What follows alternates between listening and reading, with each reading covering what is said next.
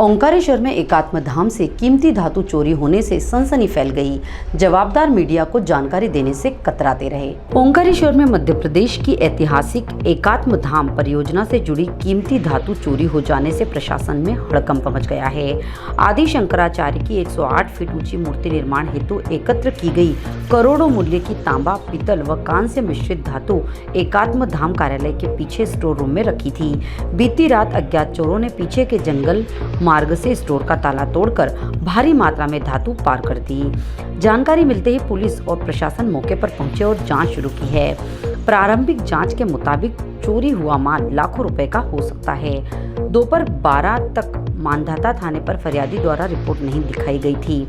पर्यटन विभाग के शैलेंद्र मिश्रा से मीडिया ने जानकारी चाही, लेकिन उनके द्वारा मोबाइल रिसीव नहीं किया गया। थाना प्रभारी A.K. सिंधिया ने बताया, दोपहर तक फरियादी द्वारा कोई रिपोर्ट दर्ज नहीं कराई गई है। शट दर्शन संत मंडल के अध्यक्ष महंत मंगलदास त्यागी ने इसे आस्था से जुड़ी धरोहर पर प्रहार बताया और मांग की कि 27,000 ग्राम पंचायतों से संकलित धातु के उपयोग की वस्तुओं की जानकारी अब तक किसी को नहीं, जो जांच का विषय है।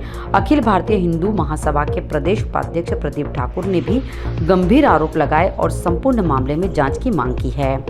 कुछ लोगों ने फोन किया कि यहाँ से बहुत सारे तांबे और पीतल के लोटे यहाँ जंगल में पड़े हुए हैं। जब हमने घटना स्थल पर जाकर देखा तो लगभग 8 बोरों में 500 से 700 तांबे पीतल के लोटे बड़े बड़े जो है पड़े हुए थे।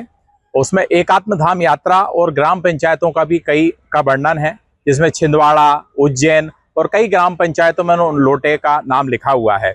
हमने तत्काल फिर पुलिस को सूचना दी और उसके बाद हमने जब पूरे मामले को देखा तो हमें पता चला कि ऊपर जो पहाड़ी है पीछे, वहाँ एकात्म धाम शंकराचार्य न्यास का गोडाउन है, ऑफिस भी है। वहीं से पहाड़ी से ये जो है लोटे लाए गए थे और ये जो लोटे हैं पूर्व मुख्यमंत्री शिवराज सिंह चौहान द्वारा 2018 में जो एकात्म धाम यात्रा निकाली थी, जिसमें 108 फीट की शंकराचार्य जी की मूर्ति बनाना था, उसके लिए पूरे 27,000 ग्राम पंचायतों से पूरे मध्य प्रदेश से इन्होंने चंदा लिया था कि अष्ट धातु की हम मूर्ति बनाएंगे। इसमें सोना, चांदी, तांबा, पीतल तरह तरह की धातुएं एकत्रित की गई थी। कुछ लोगों ने हमें नाम ना बताने की शर्त पर यह बताया कि यह जो पूरा सामान था यह विज्ञानशाला में था और जब 2023 की बाढ़ आई थी तो उसमें इसको शिफ्ट करके ऊपर जो है एकात्म धाम के गोडाउन में रखा गया था। मैं आपको बताना चाहूंगा, मैं पुलिस थाना मानधाता में खड़ा हूं इस समय। आप देख रहे हैं थाना मानधाता का मंदिर है, मंदिर के अंदर भी ताला लगा हुआ है।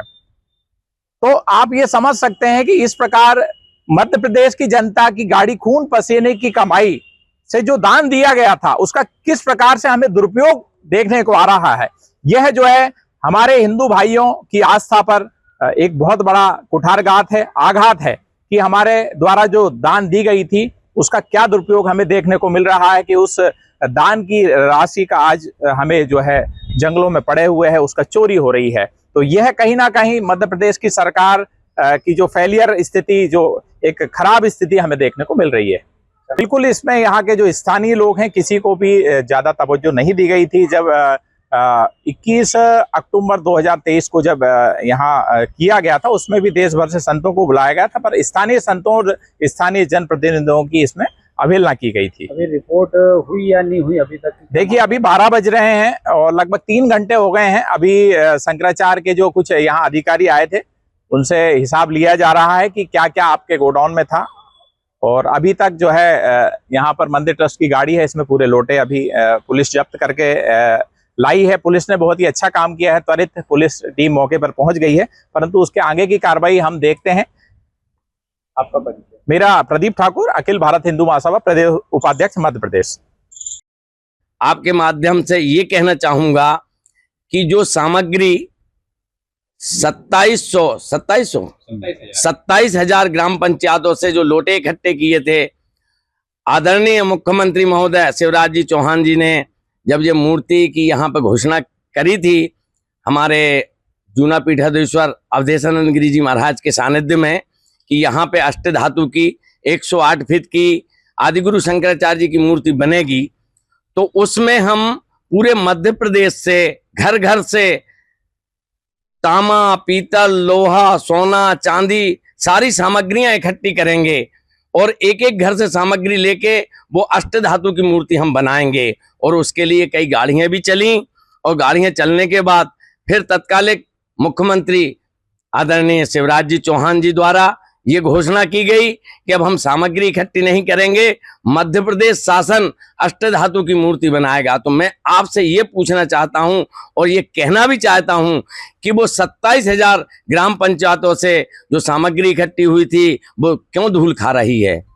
उस सामग्री को वो अष्ट धातु की मूर्ति में क्यों सम्मिलित नहीं किया गया? सबसे पहले तो जांच का विषय ये है।